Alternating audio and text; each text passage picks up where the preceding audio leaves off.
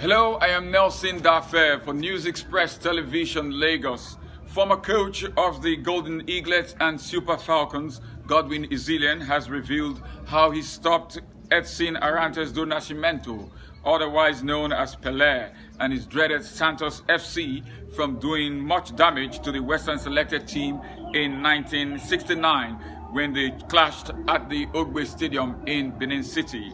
The Nigerian Civil War was on then, with sounds of bomb, grenade and gun ravaging the Midwest and the Eastern region when Pele led Santos FC to Benin City on invitation of then military governor of Midwestern region, Lieutenant Colonel Samuel Ogbemudia. Izilien, who led the Super Falcons to win the African Women Championship AWC title in Johannesburg in 2004, revealed while speaking on TV show that the match in 1969 gave him a clear picture of how skillful and disciplined Pele was as a footballer. He said, and I quote, "The match was scheduled for 3:30 p.m., but the stadium was open from 10 a.m. Ogbe Stadium was newly commissioned then, and it was filled up at 2 p.m. with a lot of people stuck outside the stadium as they were unable to get in. I also remember then that some football fans came from neighboring towns such as Abudu, Agbo, Asaba, Onitsha, and some other regions controlled by the Biafran soldiers. They sneaked into Benin City to watch Pele and his Santos FC play. Even before the match started, many of the fans had already concluded that Pele will demolish the Midwestern selected team with as many as 10 goals to nothing. Izilien continued, "I was the captain of the Midwest selected team, and under 5 minutes we were 2-0 down. We came up with a trick pretending that one of our players was injured. That gave me an opportunity to counsel my teammates. I told them that if we should allow Santos FC to continue that way, we may concede 20 goals and above. I told them that the only way to avoid a heavy defeat in front of our fans was to pick on the Brazilian players one by one. But the biggest challenge was, who will mark a dangerous Pele?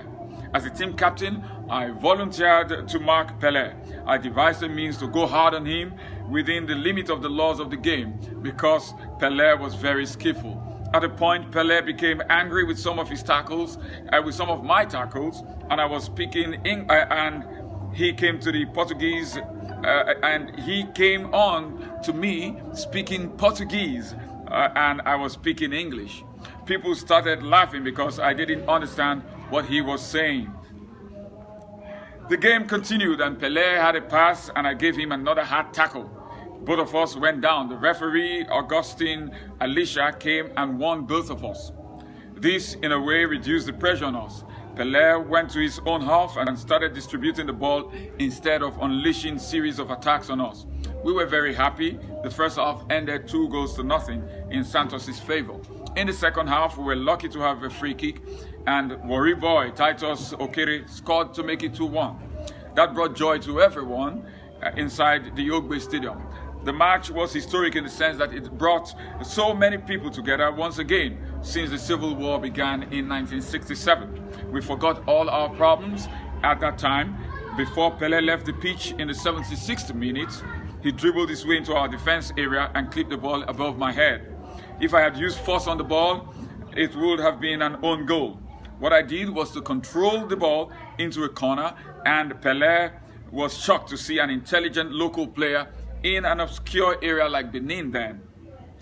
And as he made his way out of the pitch, Pele threw his jersey on me in appreciation of my intellectual display of football. We later met in the house of the Esama Chief Gabriel Igbenedion. He stated, Izilien stated that he was sad following the demise of Pele. I feel sad that we lost a natural footballer. Pele was a gifted player and he was never involved in any drug scandal throughout his playing career. Pele, who won 3 World Cup titles for Brazil, died on December 29, 2022 and was buried on Tuesday. I'm Nelson Dafe for News Express Television, Lagos.